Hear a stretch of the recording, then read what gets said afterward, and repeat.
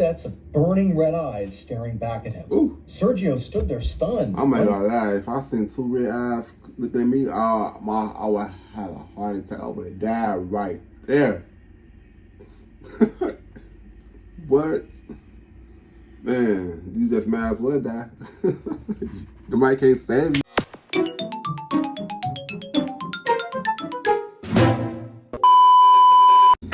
What's good? What's going on, YouTube? It's your boy Kewonis, and I'm back with another motherfucking reaction video. You know what I'm saying? Today's video, we got into Mrballen, Paranormal only, Argentine officers, very credible abduction stories have his colleagues shook, you know what I'm saying? You have to give a thumbs up, don't give a thumbs down, because I know why.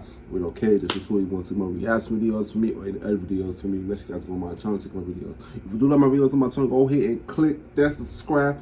But you know what I'm saying? You subscribe, grab it, nice, grab the people that you watch my videos with, because it's about to be a banger, man. Let's get it.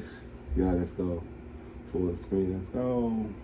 Today's story is about a police officer in Argentina who encounters something totally inexplicable by the side of the road. Some have called this story one of the most credible paranormal stories that exists. But before we get into what's happening in these foreign countries, strange, dark, and mysterious delivered in story format, then you've come to the right place, because that's all we do, and we upload once a week. So if that's of interest to you, please sneak into the like button's house and replace all of their new fresh produce with wax replicas. Also, please subscribe to our channel and turn on all notifications so you don't miss any of our weekly uploads. Okay, let's get into today's stories.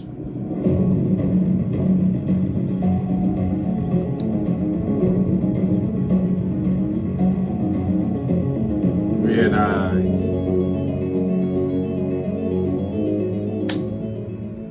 On the night of March 2nd, 2006, a 28-year-old police corporal named Sergio Pucheta rode his motorcycle down a dirt road in rural Argentina. It was I remember them phones. Damn, that's from Motorola's. Oh my God, I remember them phones when I was a kid, bro. Dang, I ain't seen them phones in years. You know what I'm saying? Damn, that's a video.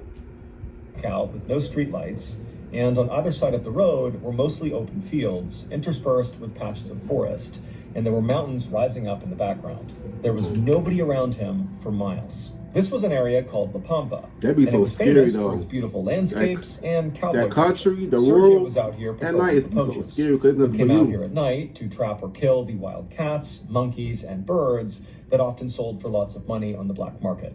It had been a quiet night so far, but Sergio knew from experience that the later it got, the more likely it would be that he would catch someone doing something illegal. At around 10 p.m., Sergio was riding down the road towards a crossroads that locals called El Cruce de las Cañas, and up ahead, he saw the red taillights of a car.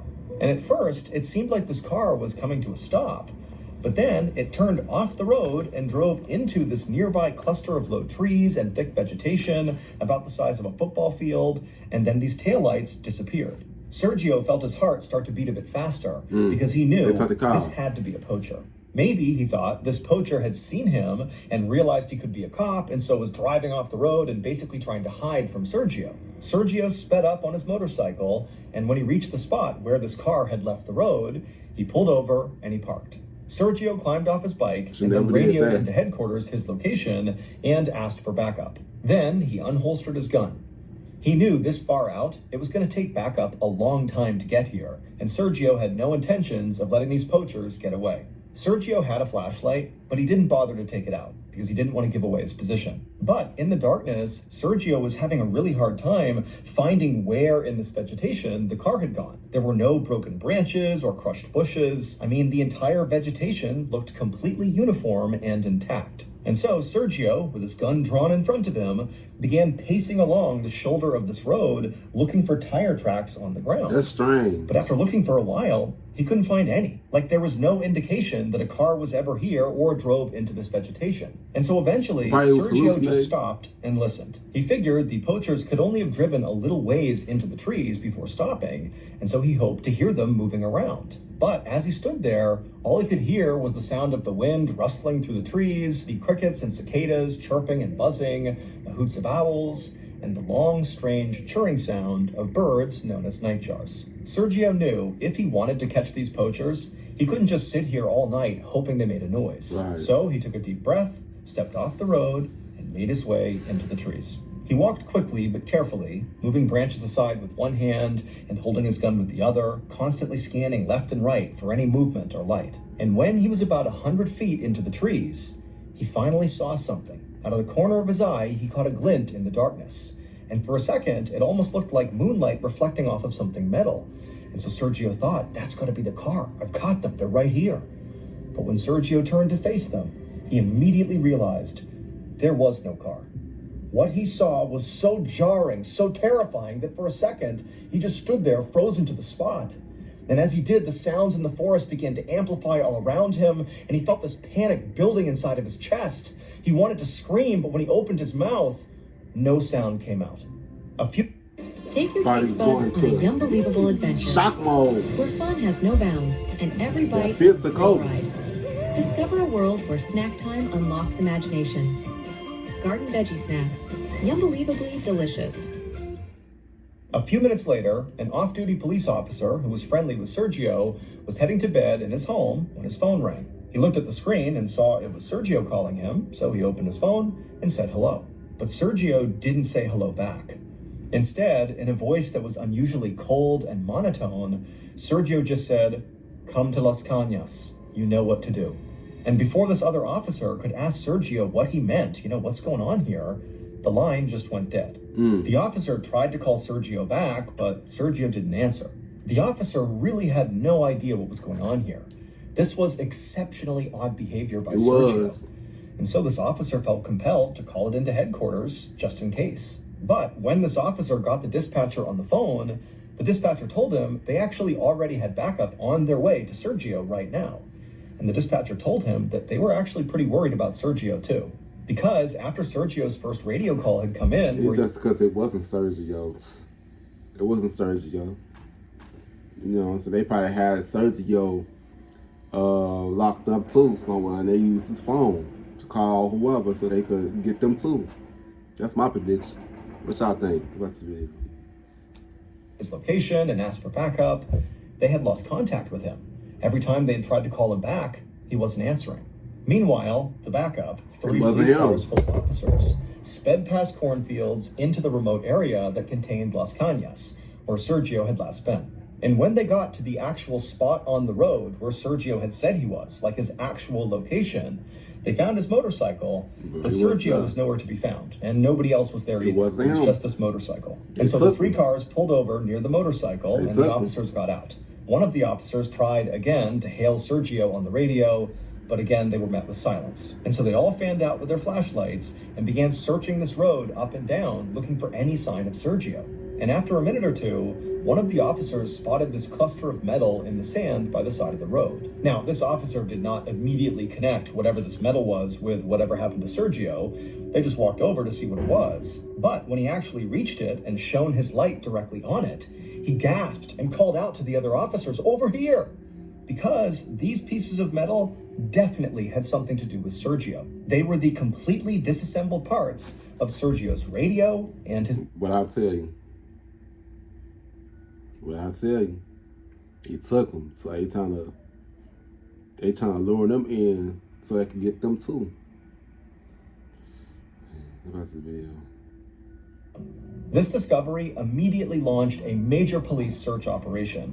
More backup poured into Las Cañas, and officers teamed up and continued to search the area. And pretty quickly, officers found what looked like Sergio's footprints heading away from the road and into the cluster of trees. So the officers began to follow them. However, after getting about 100 feet into the trees following these footsteps, they noticed something very strange. The footprints were getting further and further apart. At first, the officers thought, okay, well, maybe Sergio began sprinting and taking really big, long strides. But as they continued following these steps through the trees and out the backside into this big field, the distance between these steps continued to get bigger and bigger until finally the gap from one step to the next was 10 feet apart, then 15 feet apart, and then 20 feet apart. I mean, even if Sergio had been sprinting at full speed and literally leaping, this was too big of a distance to cover. I mean, this was literally humanly impossible. The police officers following these prints looked at each other uneasily. Each footprint was perfectly clear. There was no mistaking this was a human footprint. And then also, they were certain they were not missing prints in between the ones they could see. They really were spaced this far apart. The officers had been talking to each other when they began following these prints, but now they just walked in silence. For more than 1 mile, they tracked Sergio's bizarre, seemingly impossible trail through open fields and trees, until they arrived at a cornfield. And then suddenly, the trail of footprints just stopped. It was like Sergio had pushed off his right foot and then just vanished.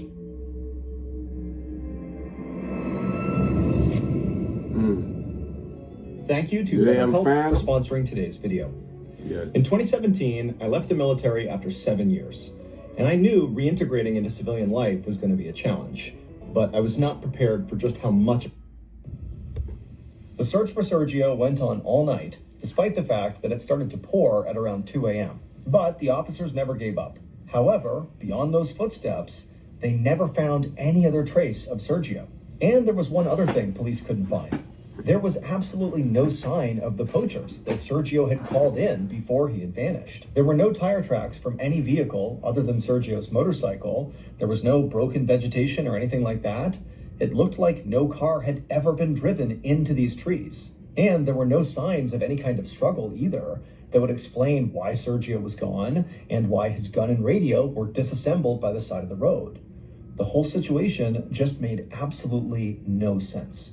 At 4:30 p.m. on March 3rd, 2006, so roughly 18 hours after Sergio had disappeared, a farmer was walking on his property about 12 miles away from Las Cañas when he looked up ahead and he saw this dark figure sitting by the side of the road. The farmer squinted to get a better look, and the figure looked like a man, but he was all curled up into a ball and he was sitting in the mud. Now, keep in mind, this area is like in the middle of nowhere, and so this farmer did not get a lot of people passing through the area, and so to see anybody was pretty rare, let alone what he was seeing now. And so, feeling curious, the farmer called out to this man, but didn't get a response, and so he just started walking towards him. And when he got up close, he saw this man was a police officer in full uniform. He had his knees pulled up to his chest with his arms wrapped around him, and his head was buried in his lap, and so the farmer couldn't see his face. And weirdly, even though it had only recently stopped raining and the ground that the officer was sitting on was still wet, this man was totally dry. The farmer leaned down and gently put his hand on the man's shoulder and said, "Sir, are you okay?" Oh, that's a real picture? But the officer didn't react at all. He just stayed there motionless, head in his lap, not reacting, totally silent. And this was just too strange. The farmer backed away, took out his phone, and he called the police. It didn't take long for the police to show up and identify this seated police officer as Sergio Pucheta. But Sergio wouldn't talk to the police any more than he would speak to the farmer. He didn't appear to be physically injured, but there was definitely something wrong with him. So the officers called an ambulance and they summoned Sergio's boss to see if he could get Sergio to respond. And when Sergio's boss showed up, he was able to coax Sergio up off the ground, but still Sergio wouldn't speak. All he would do is give his boss a big hug and just break down and cry. So his boss led Sergio over to the ambulance, which had just arrived, and he got him in the back and he sat with him and then went with Sergio to the hospital and followed him into his exam room. At first, inside the exam room, Sergio didn't want anybody to touch him and he was very anxious and he kept squinting and grimacing every time the lights were put on him. But after a few minutes, he did let the doctors and nurses remove his clothes and examine his body for wounds. Sergio's boss had expected that Sergio would have injuries. I mean, he figured he had likely been assaulted or kidnapped. But as he watched the doctors and nurses check Sergio out, it was very clear that Sergio did not have any injuries. There were no bruises, no cuts, no sign of any physical struggle at all. And not only that, as the nurse took Sergio's vitals, it was clear that he was not dehydrated or sick at all, despite the fact he had just been missing for 18 hours with no supplies. The only injury the medical team did find on Sergio was to his feet, but it did not help clarify anything. When they removed Sergio's boots and socks, they found these bizarre burns on the soles of his feet. It looked like he'd been standing on a hot surface. Over the next couple of hours, Sergio did finally begin to talk. And here is the totally wild story that he told. At 10 p.m. the night before, when Sergio had followed the poachers into the trees, he had been absolutely certain that he had seen the metal of the poacher's car reflecting the moonlight. However, he didn't. There was no car. I wonder There were no poachers. When he turned, abducted all him? he saw in the darkness were two sets of burning red eyes staring back at him. Ooh. Sergio stood there stunned. I'm not gonna lie. If I seen two red eyes looking at me, I would have had a heart attack. I would have died right there.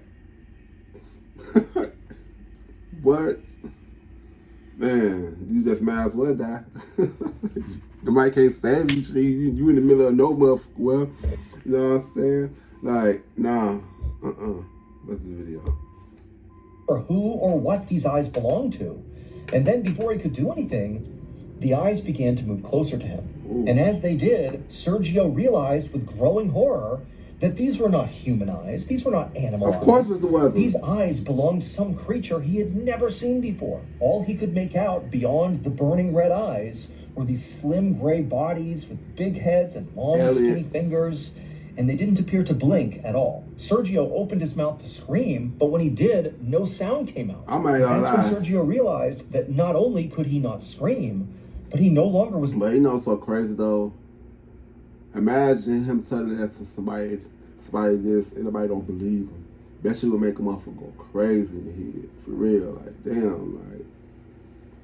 Cause that's very rare to happen.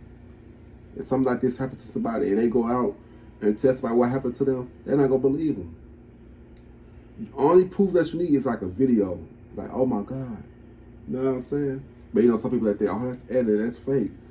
So, man, I just imagine what he was going through mentally. What's this video?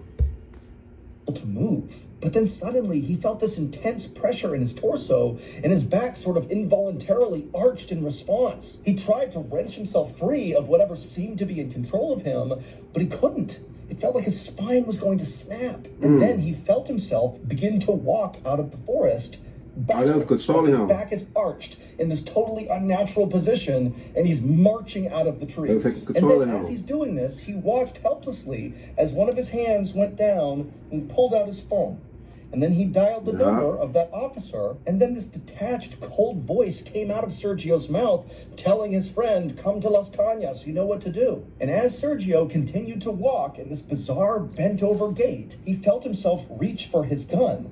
And after he drew it, he watched in horror as his hands fully disassemble it and drop the pieces on the ground. And then he watched himself do the exact same thing with his radio. And it's like some shit that you see in some movies and stuff, you know what I'm saying? Man. That's the video.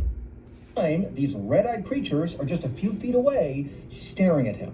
It was only after Sergio had disarmed himself that he felt that intense pressure on him subside, and he realized this was his chance to escape. He took off running, but after only going a few steps, he felt himself get hit from behind, and he pitched forward. He thought he was falling, but he didn't hit the ground. Instead, it was like he was being lifted up into the sky.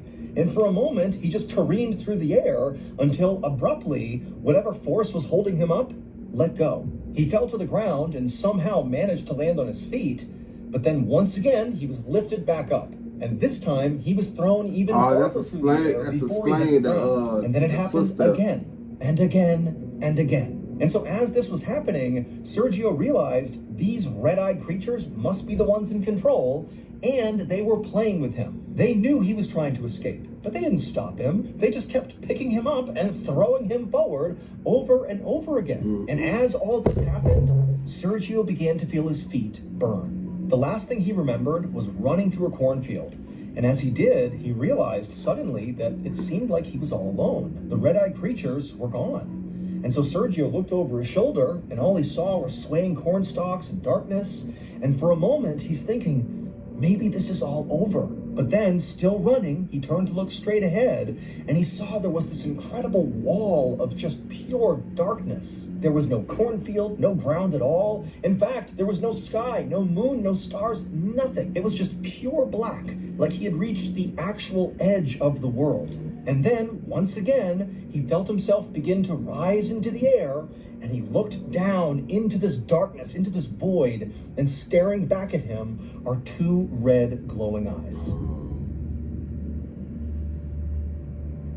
After that, Sergio passed out, and he had no idea how he wound up 18 hours later on the side of the road, absolutely frozen in fear.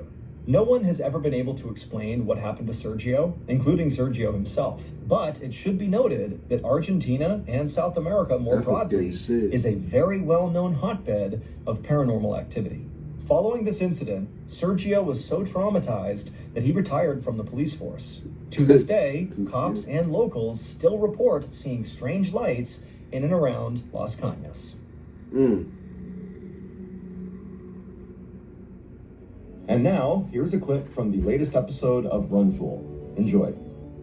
I just got a weird call. I know, that was the end of it. You know what I'm saying? That was a good video, you know what I'm saying, man? I like, one thing I love about Mrballen's videos is that his details, when he explains, you just visualize it. That's how you know you are a good storyteller, when you visualize what's actually happening and what the storyteller is saying, you know. So that's what I love about Mrballen's videos, man. I love reacting to his videos. Like, I can't never get bored with watching Mrballen. He's so good at storytelling. You know what I'm saying? He one of the goats at this stuff. You know what I'm saying? But make sure you guys like, comment, subscribe, and comment down below on how you guys feel about this video. And yeah, I'll see you guys in the next video. I love y'all. Peace out.